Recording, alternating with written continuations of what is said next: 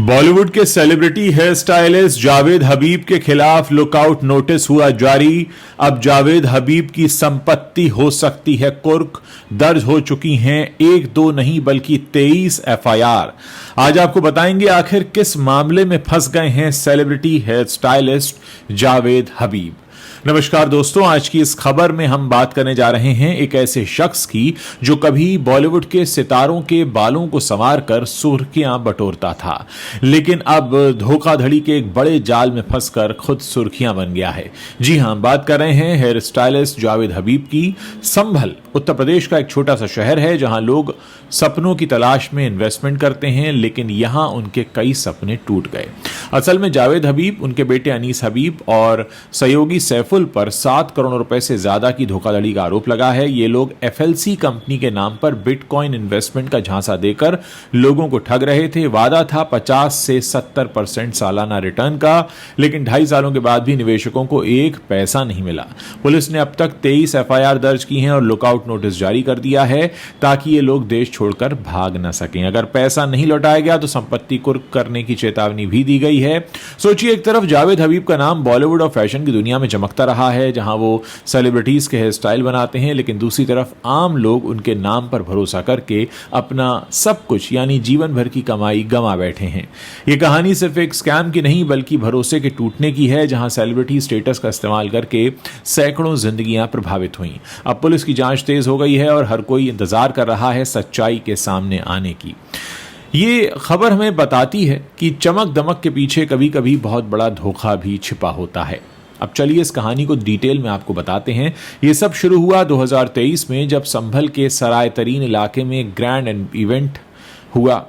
जगह थी royal palace banquet hall, जहां एफएलसी कंपनी के बैनर तले एक मीटिंग आयोजित की गई। इस इवेंट में जावेद हबीब, उनके बेटे अनीस हबीब और सहयोगी सैफुल मौजूद थे। यहां लोगों को बिटकॉइन और इस तरीके के अलग अलग तरह के इन्वेस्टमेंट का लालच दिया गया। वादा था कि अगर आप 5 से 7 लाख रुपए लगाते हैं तो सालाना 50 से 70% तक रिटर्न मिलेगा। सैफुल ने तो यहां तक कहा कि किसी भी नुकसान की पूरी जिम्मेदारी उनकी होगी। लोग जावेद हबीब के नाम पर भरोसा करके झांसे में आ गए। जावेद हबीब, जो देश भर में हेयर एंड ब्यूटी सैलून्स की चेन चलाते हैं, उनका नाम सुनकर लोगों ने सोचा कि ये सेफ इन्वेस्टमेंट है। लेकिन महीनों बाद कंपनी के ऑफिस बंद हो गए और आरोपी गायब हो गया। जब निवेशक पैसा मांगने गए तो उन्हें धमकियां मिलनी शुरू हुई। पुलिस के मुताबिक अब तक 38 से ज्यादा विक्टिम्स की पहचान हो चुकी है, लेकिन असल संख्या 100 के ऊपर हो सकती है। कुल घोटाला 7 करोड़ रुपए का बताया जा रहा है। हालांकि कुछ रिपोर्ट्स में ये 100 करोड़ तक का भी अनुमान ये लोग लगा रहे हैं। दोस्तों सोचिए, एक आम आदमी का क्या हाल होता होगा। मोहम्मद हिलाल हैं, जो एक एयर कंडीशनर मैकेनिक हैं। उन्होंने 4,59,000 रुपए इन्वेस्ट किए। इवेंट में जावेद हबीब को देखकर उन्हें यकीन हो गया कि ये स्कीम रियल है, लेकिन अब उनका पूरा पैसा फंस गया है। ऐसे ही दर्जनों लोग हैं जिन्होंने अपनी मेहनत की कमाई लगाई, सपने देखे अच्छे रिटर्न के, लेकिन बदले में क्या मिला? धोखा। संभल के पुलिस अधीक्षक कृष्ण कुमार बिश्नोई ने खुद बताया कि यह स्कैम एक ऑर्गेनाइज गैंग की तरह चलाया जा रहा था। एफएलसी कंपनी, जो जावेद हबीब की वाइफ को को-फाउंडर बताती है, इस कंपनी ने लोगों को क्रिप्टो करेंसी एक्सचेंज के जरिए पैसे ट्रांसफर करवाए, लेकिन रिटर्न देने का जब समय आया तो सबके सब गायब हो गए। अब पुलिस ने बीएनएस की धारा 420 धोखाधड़ी और 506 आपराधिक धमकी के तहत केस दर्ज कर लिया है। शुरुआत में रायसत्ती पुलिस स्टेशन में पहली बार शिकायत दर्ज हुई, उसके बाद 19 और एफआईआर जोड़ी गई। अब तक कुल 23 मामले दर्ज हो गए हैं। अब पुलिस का एक्शन भी तेज हो गया है। एसपी बिश्नोई ने कहा है कि जावेद हबीब और उनके परिवार के खिलाफ लुकआउट नोटिस हमने जारी कर दिया है। इसका मतलब है कि ये लोग एयरपोर्ट या बॉर्डर से देश छोड़कर कहीं जा नहीं सकते। उन्हें कागजात के साथ संभल पुलिस के पास बुलाया गया है। अगर वो नहीं आते या पैसा नहीं लौटाते तो भारतीय न्याय संहिता की धारा 107 के तहत उनकी संपत्ति कुर्क की जा सकती है। पुलिस उनके बैंक अकाउंट्स और प्रॉपर्टीज की जांच कर रही है। ये स्कैम सिर्फ संभल तक सीमित नहीं लगता, बल्कि कई दूसरे जिलों में भी फैला हो सकता है। जावेद हबीब के वकील ने इन आरोपों का खंडन किया है। उन्होंने कहा कि जावेद हबीब का एफएलसी कंपनी से कोई डायरेक्ट कनेक्शन नहीं है। वो सिर्फ एक हेयर एंड मेकअप सेमिनार में गेस्ट स्पीकर के तौर पर इनवाइटेड थे। कोई एफआईआर उनके नाम पर नहीं है और ये आरोप बिना प्रूफ के लगाए जा रहे हैं, लेकिन पुलिस के रिकॉर्ड्स में उनका नाम साफ साफ शामिल है। ये मामला अब सोशल मीडिया पर भी काफी वायरल हो रहा है। लोग हैरान हैं कि जावेद हबीब जैसा नामी शख्स, जिनके दादा लॉर्ड माउंटबेटन और जवाहरलाल नेहरू के हेयरड्रेसर हुआ करते थे और उनके पिता राष्ट्रपति भवन में काम किया करते थे, कैसे ऐसे स्कैम में फंस सकता है।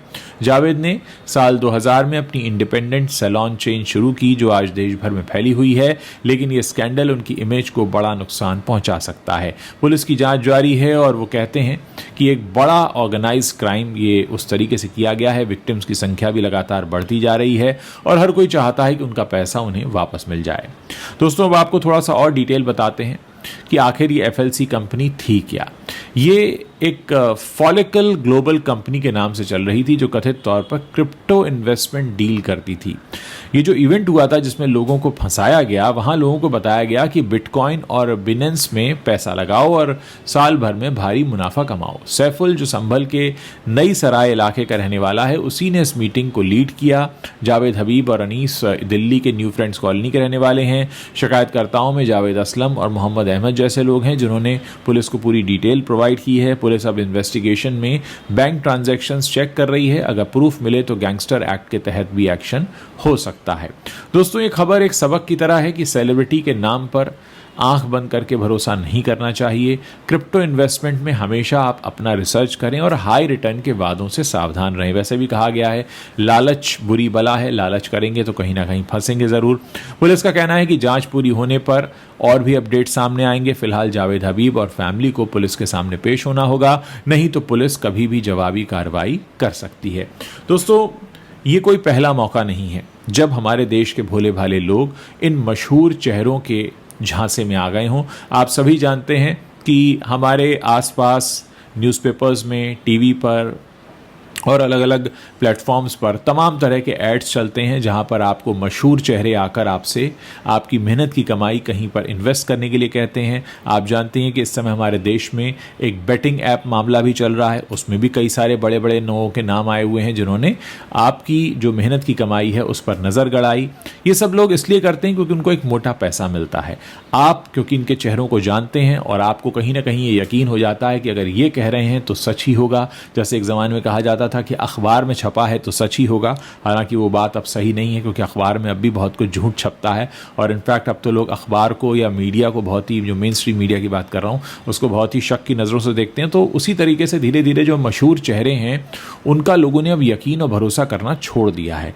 अगर आप किसी की शोहरत देखकर ये मान लेते हैं कि ये व्यक्ति झूठ नहीं बोलेगा, तो ऐसा ज़रूरी नहीं है। झूठ कोई भी बोल सकता है, पैसे का लालच किसी से भी झूठ बुलवा सकता है। आपकी आंखों के सामने तमाम तरह के फ्रॉड, तमाम तरह के स्कैम आपके सामने आते हैं। अगर आप अपने आसपास नज़रें घुमाकर देखें तो ऐसे तमाम मशहूर लोग हैं जिन पर तरह तरह के मुकदमे चल रहे हैं, या फिर उन्हें कटघरे में खड़ा किया गया है इसलिए क्योंकि उन्होंने कैमरे के सामने आकर पैसे के लिए झूठ बोला और लोगों की मेहनत की और ज़िंदगी भर की जो कमाई थी उसको उन्होंने हड़प करने में बहुत महत्वपूर्ण भूमिका निभाई। देखते हैं जावेद हबीब का सच कितनी वक्त में सामने आता है, लेकिन हाँ, जिन लोगों का पैसा फंसा हुआ है वाकई उनके लिए बड़ी चिंता की बात है।